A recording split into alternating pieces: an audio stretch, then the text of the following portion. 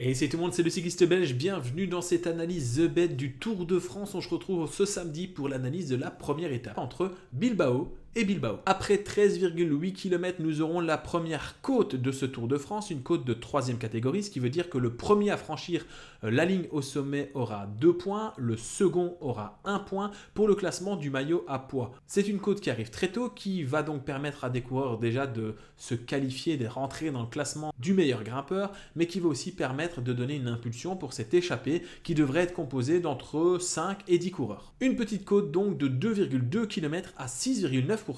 Ensuite, nous aurons un moment de plat et on ira chercher la deuxième côte de la journée. Après 67,8 km, les coureurs entreront dans la deuxième côte de ce Tour de France qui est également une 3e catégorie, 2 points au premier, 1 point au second. Il s'agit de la côte de Gazzelugatse et ça veut dire la côte du Château Maudit. Ce sera donc 3,5 km à 7,7% de moyenne. Le peloton devrait passer cette bosse assez tranquillement et les points seront distribués devant avec les hommes téméraires qui auront pris l'échappée. Ensuite, une petite descente, on retourne en plaine et on joue le premier sprint intermédiaire pour donner les points du maillot vert. Là, ce seront plutôt et devant et derrière dans le groupe de poursuivants, tout simplement les sprinteurs qui essaieront de prendre les points pour être le premier maillot vert de ce Tour de France. On sera à ce moment-là à 88,2 km de parcouru et il restera 100 km vu que cette étape fait 182 km. On attendra ensuite le 141e kilomètre pour rentrer dans le vif du sujet avec une étape qui va vraiment devenir difficile et où on va avoir les premiers écarts.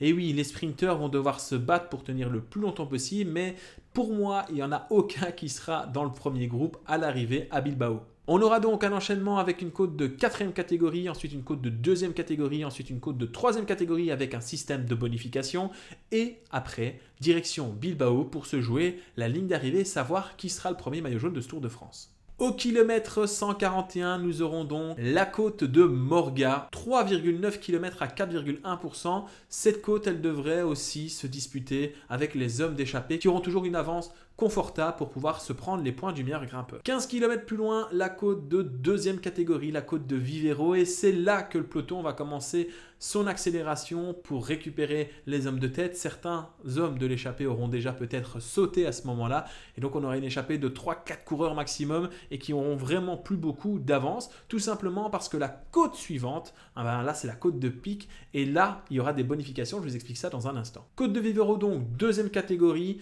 et là, c'est 4,2 km à 7,3%. Autant vous dire que si les favoris accélèrent ou s'il y a des équipes qui mettent un gros tempo, on va perdre tous les sprinteurs. Et en tout cas, s'il y a des sprinteurs qui arrivent à passer cette bosse parce que le peloton roule un peu doucement, quelques kilomètres, on a la fameuse côte de Pic qui ressemble très fortement au mur de Huy en un petit peu plus dur. Et là, les sprinteurs, c'est terminé. Ils ne basculeront pas. On risque d'avoir des attaques de favoris et d'hommes forts qui veulent le premier maillot jaune de ce Tour de France. On en parle dans un instant. Cette côte de Pic, donc, c'est 10% de moyenne pendant 2 km avec des passages au-dessus de 18%.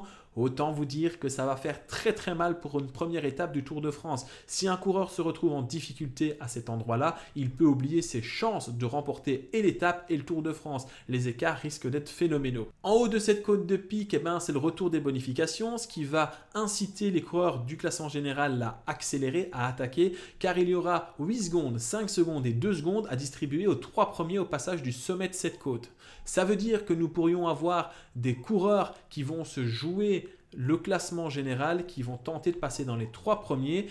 Et on verra dans la liste de l'étape que ce ne sera pas si simple que ça, mais on va avoir du spectacle dans le final de cette première étape. Ensuite, on pourrait se dire, très bien, descendre du col de Pic et arriver pour les sprinteurs. Pas tout à fait. Même si la route sera large dans les 150-200 derniers mètres après le virage, ce n'est pas un sprint classique, ce sera dans un faux plat montant et donc très difficile. Si jamais un sprinter a réussi à arriver jusque-là, le sprint en faux plat descendant lui sera défavorable face aux différents punchers qui seront également plus frais. Maintenant que tu en sais plus sur le parcours du jour, on se retrouve dans quelques minutes sur cette chaîne YouTube et sur les réseaux sociaux de The Bet afin de découvrir mes favoris et les cotes intéressantes à jouer aujourd'hui. A tout de suite.